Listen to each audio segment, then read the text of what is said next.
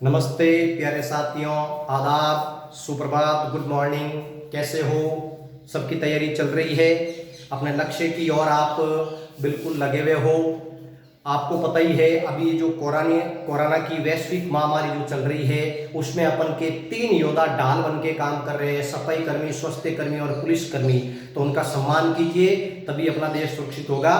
तो आज आपके सामने अपने सामाजिक और धार्मिक सुधार आंदोलन का जो दूसरा स्तंभ माना गया है, दूसरी दूरी मानी गई है, स्वामी दयानंद सरस्वती। पहली दूरी अपन पढ़ चुके हैं पहले पार्ट के अंदर, जिसका नाम है राजा राम मोहन राय। और अब दूसरा जो आधार स्तंभ है उसके बारे में अपन पढ़ने जा रहे हैं। इसके केवल आपको 9 चैप्टर 9 बिंदु याद रखने हैं और पूरा का पूरा स्वामी दयानंद सरस्वती आपके एकदम बिल्कुल ही क्लियर हो जाएगा, रटाफिकेशन की आवश्यकता ही नहीं है। तो 9 बिंदुओं को ध्यान में रखते हुए इनकी तथ्यात्मक और विश्लेषणात्मक और सार गर्भित अपन को तैयारी करनी है और बिल्कुल आपको 20 मिनट के अंदर आपका एक चैप्टर तैयार हो जाएगा और कोई दूसरा आपको स्रोत देखने की आवश्यकता ही नहीं है। तो चलो अपन शुरुआत करते हैं। सबसे पहले जीवन परिचय। जीवन परिचय के अंदर सबसे पहले इनका जन्म 1824 कॉमन बात है। कई बार स्थान का पूछा जाता है तो गुजरात के अंदर अपने मोरबी जिला है, यहां पर एक टंकारा ग्राम है। इस टंकारा ग्राम के अंदर इनका जन्म हुआ था। मोरबी टाइल्स के लिए जो मकान के अंदर काम लेते हैं इसलिए फेमस है। इनके पिता अंबाशंकर जो भगवान शिव के परम भक्त माने गए हैं और स्वामी जी का खुद का मूल नाम जिसे आप बचपन का नाम बोलते हैं मूल शंकर। ये कई बार एग्जाम के अंदर पूछा जाता है कि समाज सुधारक के बचपन का नाम मूल शंकर था, तो अपना आंसर होना चाहिए स्वामी दयानंद सरस्वती। तो ये इनके बचपन का है। इनकी मृत्यु जो हो रही है वो अपने जोधपुर की एक जानी मानी वेश्या जिसका नाम है नन्नी जान, इसके कारण जहर मिला दिया जाता है। और अजमेर के अंदर जब ये हॉस्पिटल के अंदर भर्ती होते हैं 1883 के अंदर, उस दिन दीपावली होती है।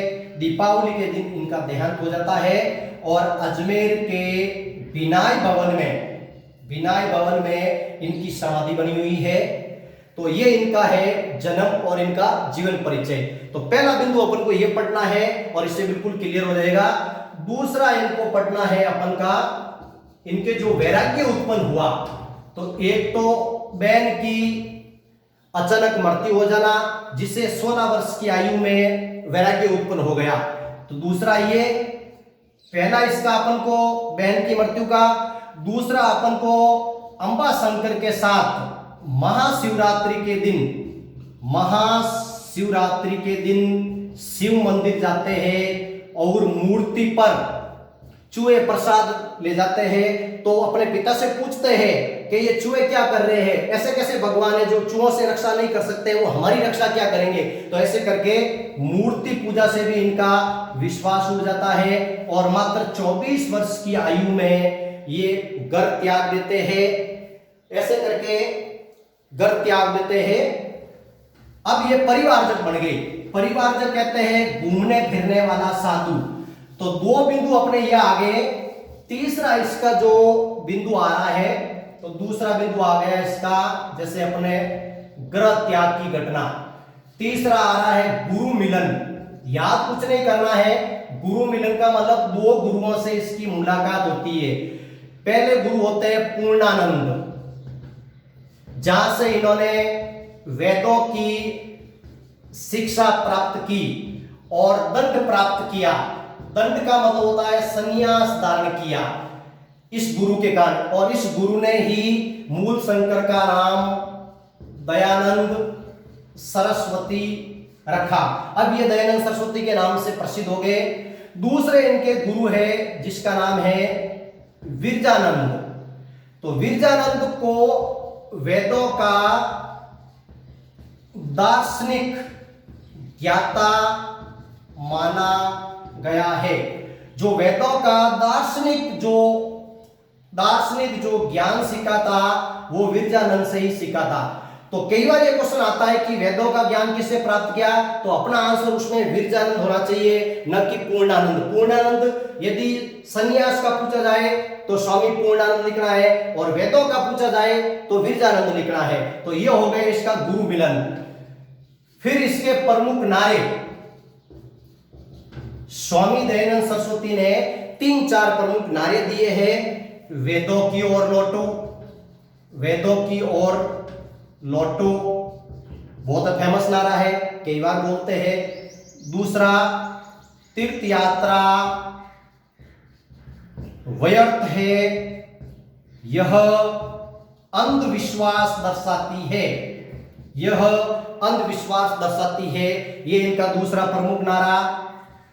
तीसरा, बुरे से बुरा स्वदेशी राज्य अच्छे से अच्छे विदेशी राज्य से कहीं अच्छा होता है।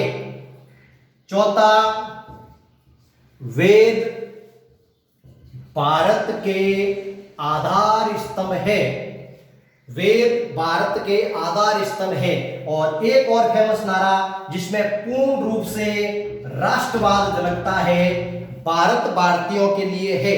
यह एक बहुत फेमस नारा था, भारत भारतीयों के लिए है, इंडिया फॉर इंडियंस। तो ये इसके 4-5 प्रमुख नारे हैं, अपन को याद रखने हैं। तो ये इनके जो 4 अपने बिंदु आए हैं। फिर मैं 5वां बिंदु आपके लिख रहा हूं,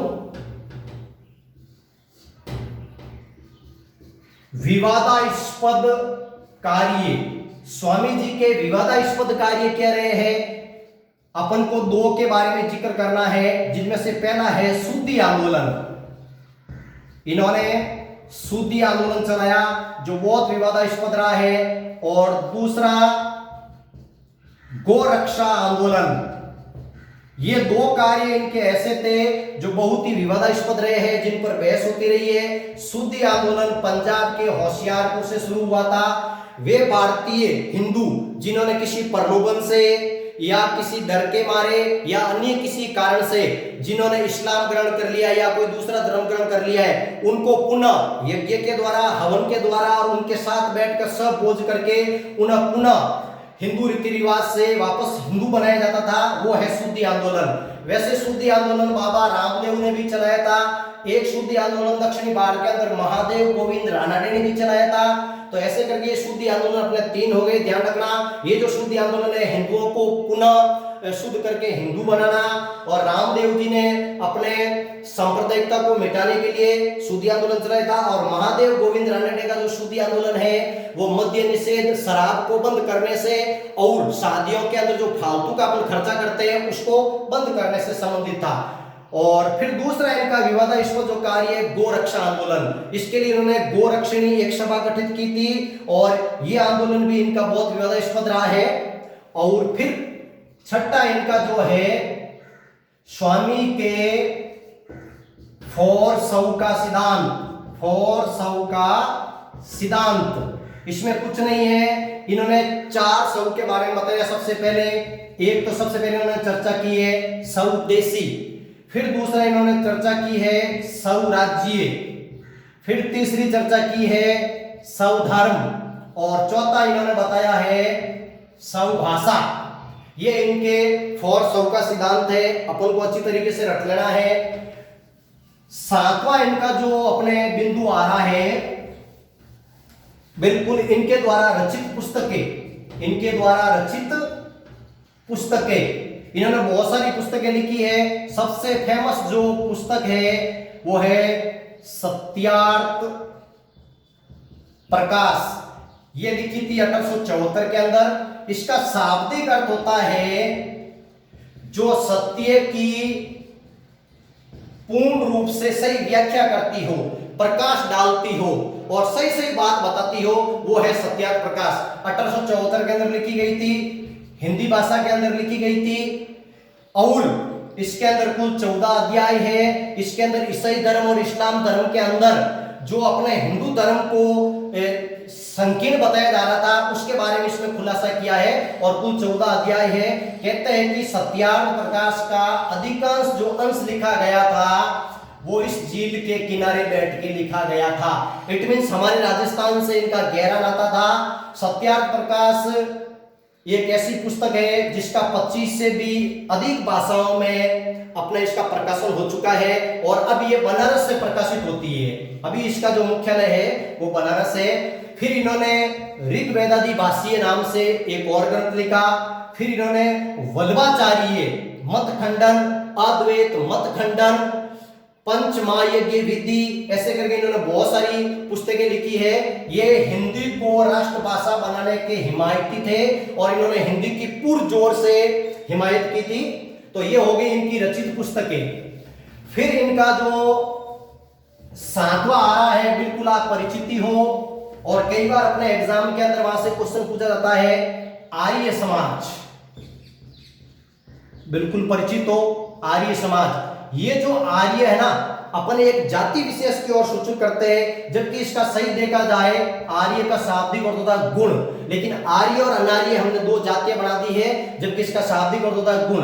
आर्य समाज की स्थापना 1875 के अंदर स्वामी जी के द्वारा चिरगांव, और आपने पढ़ रखा है बंबई, तो बिल्कुल सही है। चिरगांव जो बंबई के अंदर ही है, वहां 1875 में स्वामी जी ने आर्य समाज की स्थापना की थी। इस समाज के लोगों को 10 नियमों का पालन करना पड़ता है। इस कारण इस समाज को 10 नियमी समाज भी कहा जाता है। जैसे 11 नियमों का पालन आई पंथ के लोग करते हैं, आपने पढ़ा होगा। इसी प्रकार 29 नियमों का पालन विष्णुई पंथ करता है। इसी प्रकार 36 नियमों का पालन जसलती संप्रदाय करता है। इसी प्रकार 42 नियमों का पालन चरणदासी संप्रदाय करता है। तो एक संख्यावाचक है 10, 11, 29, 36, 42। ये आप याद रखोगे, कई बार ये पूछा जाता है।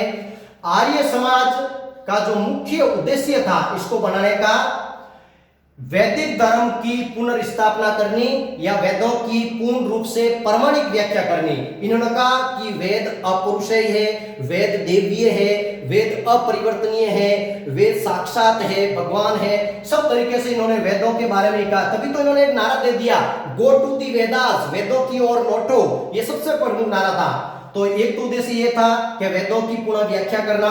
दूसरा, पाश्चात्य सभ्यता व संस्कृति के प्रभाव को रोकना। एकमात्र अपने ऐसे समाज सुधारक हुए हैं जो पाश्चात्य शिक्षा के घोर विरोधी हुए हैं, घोर विरोधी। इससे पहले चैप्टर के अंदर अपने पढ़ा था, ब्रह्म समाज के जो अपने संस्थापक है राजा राम मोहन राय, वो पाश्चात्य शिक्षा के एकदम पक्षधर थे और ये बिल्कुल उनके उल्टे हैं। ये पाश्चात्य शिक्षा के पूर्ण रूप से विरोधी है। अपन कह सकते हैं शुद्ध रूप से 24 कैरेट के हिंदू थे ये। बिल्कुल इन पे यह आरोप भी लगाया जाता है कि ये सैनिक हिंदुत्व का प्रचार करते हैं, सैनिक हिंदुत्व का प्रचार करते हैं। तो आर्य समाज पर यह आरोप लगाया जाता है सैनिक हिंदुत्व का। और आपको पता हो तो आर्य समाज पर एक ब्रिटिश पत्रकार जिसका नाम आपने सुन रखा है, जिसने एक पुस्तक लिखी है इंडियन अनरेस्ट, जिसका नाम है वैलेंटाइन चिरोल। ये नाम आपको याद रखना है। वैसे नाम याद हो जाएगा, चिरोल भूल सकते हो, वैलेंटाइन आपको हमेशा याद रहता है। चिरोल कोई बात नहीं, भूल जाओ तो वैलेंटाइन याद रखना। इसकी एक बुक है इंडियन अनरेस्ट। तो ये ब्रिटेन का एक पत्रकार था, इसने इंडियन अनरेस्ट के अंदर इस आर्य समाज को भारतीय अशांति का जनक माना कि समाज के अंदर या देश के अंदर जो अव्यवस्था फैल रही है उसके लिए आर्य समाज जिम्मेदार है। और इसी व्यक्ति ने बाल गंगाधर तिलक को व्यक्तिगत रूप से भारतीय अशांति का जनक कहा है। तो थोड़ा द्वंद्व ध्यान रखना, समाज के बारे के अंदर पूछा जाए तो अशांति का जनक आर्य समाज को कहा है, और व्यक्ति के बारे में पूछा जाए तो इसने इंडियन अनरेस्ट के अंदर बाल गंगाधर तिलक को भारतीय अशांति का जनक माना है। तो ये वैलेंटाइन चिरोल जो एक ब्रिटिश पत्रकार था, हालांकि जर्मनी का मूल निवासी था और वहां की इसने नागरिकता ले ली है। तो ये भी अपन को ध्यान रखना है। फिर आगे चलिए, इस समाज के अंदर आगे जाके 1892-93 के अंदर, जैसे मैंने बताया था, हर समाज का, हर धर्म का एक विभाजन होता है। जैन धर्म ले लीजिए, बौद्ध धर्म ले लीजिए, जैसे अपने ब्रह्म समाज का विभाजन हुआ, ऐसे कैसे इनकी स्वामी जी की मृत्यु के बाद ये समाज भी दो भागों के अंदर बढ़ जाता है। एक पाश्चात्य शिक्षा के समर्थक थे, एक पाश्चात्य शिक्षा के विरोधी गुट थे। तो ये दो गुट बन गए। एक गुट कह रहा है कि हमको आर्य समाज को पाश्चात्य शिक्षा के अनुसार चलाना चाहिए, और एक गुट कह रहा है कि नहीं, हमें पाश्चात्य शिक्षा से लेस मात्र भी कुछ भी ग्रहण नहीं करना है। और स्वामी जी शायद पहले व्यक्ति थे जिन्होंने कभी विदेश की यात्रा ही नहीं की। खूब ऑपर आए थे, लेकिन विदेश की धरती पर इन्होंने कभी कोई कदम नहीं रखा, और नहीं पाश्चात्य संस्कृति से कुछ भी इन्होंने ग्रहण किया। ये विशुद्ध रूप से 24 कैरेट के हिंदू थे, और ये आरोप भी लगता है, मैंने आपको बताया है। जो पाश्चात्य शिक्षा के जो समर्थक हैं, जिसमें है लाला लाजपत राय और लाला हंसराज, ये दो नाम आते हैं इधर। और इधर जो नाम आते हैं, श्रद्धानंद, नाम सुना होगा आपने, स्वामी श्रद्धानंद, जो हिंदू मुस्लिम एकता के पक्षधर थे और मुसलमानों के द्वारा इनकी हत्या कर दी जाती है, यह आपको ध्यान रखना है। स्वामी श्रद्धानंद और लेकराम और मुंशी राम, ये तीनों ही पाश्चात्य शिक्षा के घोर विरोधी थे। इन्होंने 1902 के अंदर और इन्होंने 1896 के अंदर लाहौर के अंदर, ध्यान रखना, लाहौर के अंदर इन्होंने स्वामी दयानंद सरस्वती के नाम पर एक वैदिक एंग्लो ओरिएंटल एक कॉलेज खोला था, और इन्होंने गुरुकुल कांगड़ी एक विश्वविद्यालय खोला था जो हरिद्वार के अंदर है। हरिद्वार अभी वर्तमान में उत्तराखंड में आ रहा है, तो ध्यान रखना। 1902 में श्रद्धानंद और ये जो अपने पाश्चात्य संस्कृति के विरोधी है, इन्होंने 1902 में मिलकर गुरुकुल कांगड़ी के अंदर एक विद्यालय खोला, फिर महाविद्यालय का रूप ले लिया जो हरिद्वार में है। और इन्होंने 1896 में लाहौर के अंदर, जो पाकिस्तान के अंदर है, वहां पर एक विद्यालय खोला जो पाश्चात्य शिक्षा देता था। हाँ, अब आगे देखिए, अब इस आर्य समाज की जो स्थापना 1875 में हो रही है, इसका कार्यालय 1877 के अंदर अपने बंबई से लाहौर स्थानांतरित किया जाता है। लाहौर से फिर ये दिल्ली आ जाता है, और अपने राजस्थान के अंदर आर्य समाज की सबसे पहले जो स्थापना हुई है वो अजमेर में हुई है और 1881 में हुई है। ये क्वेश्चन भी कई बार आता है। राजस्थान में सबसे पहले आर्य समाज की जो शाखा खुली थी वो अजमेर में खुली थी, 1881 में खुली थी। और वैसे अपनी जो स्थापना हो रही है 1875 में, फिर कार्यालय स्थानांतरित हो रहा है 1877 में लाहौर में, और फिर चला जाता है अपने 1878 में दिल्ली में। महाराष्ट्र के अंदर आपने नाम सुना होगा रमाबाई, बहुत बड़ी आर्य समाजी महिला हुई है जिसने महिलाओं को आर्य समाज से जोड़ा था। पहला व्यक्ति स्वामी दयानंद सरस्वती पहला व्यक्ति है जो शूद्र और स्त्री इन दोनों को वेद पढ़ने और यज्ञोपवीत धारण करने की अनुमति देता है। एक शब्द बोला है मैंने, यज्ञोपवीत, आपने सुना होगा यज्ञोपवीत।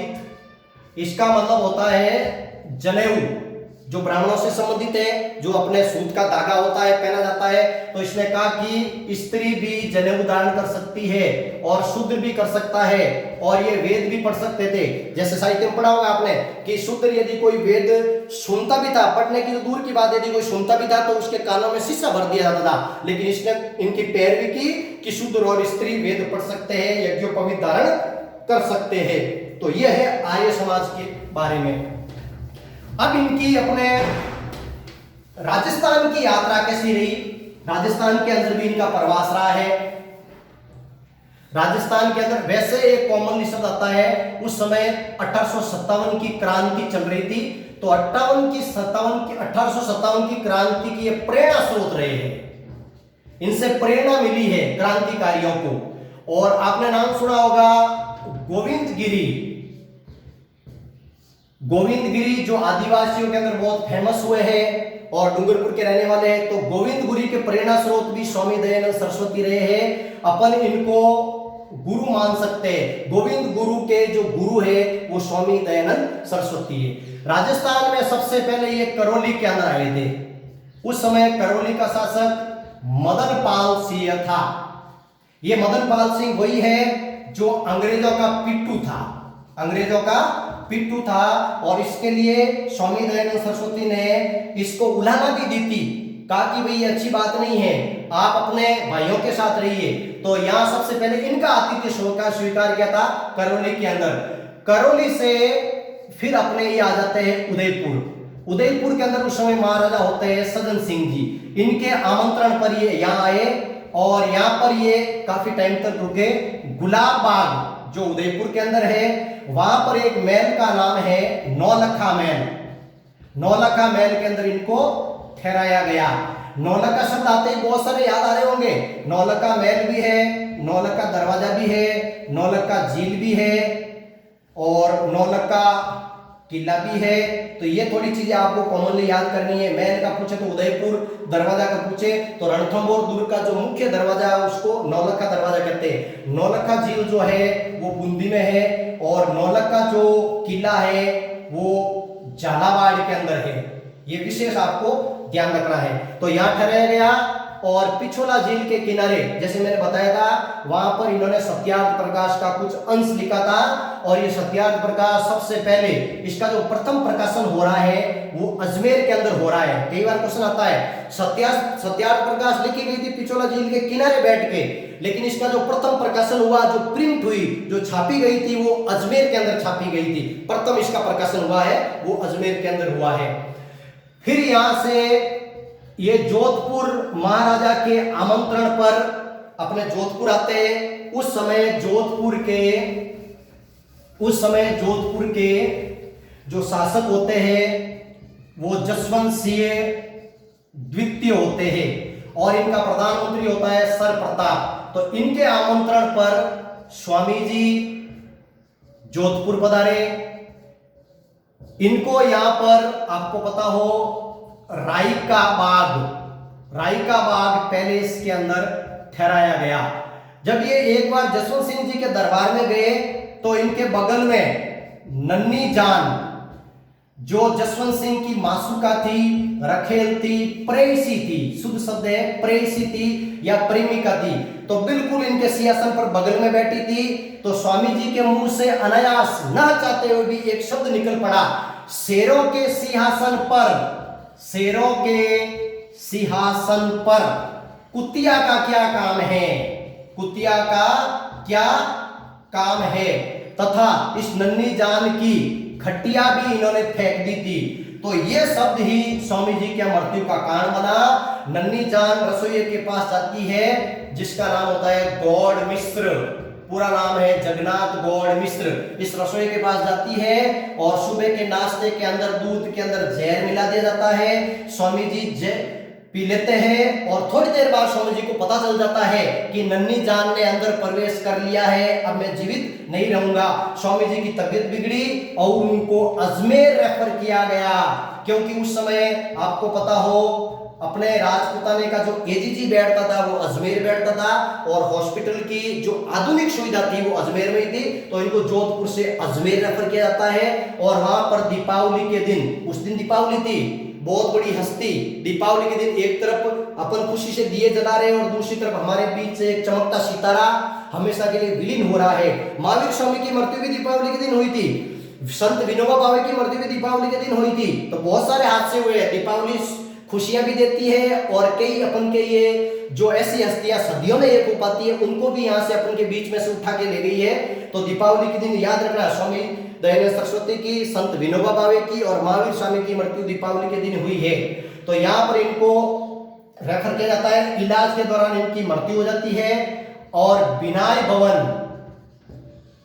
भवन के अंदर इनको दफनाया जाता है और इनकी समाधि आज भी यही है।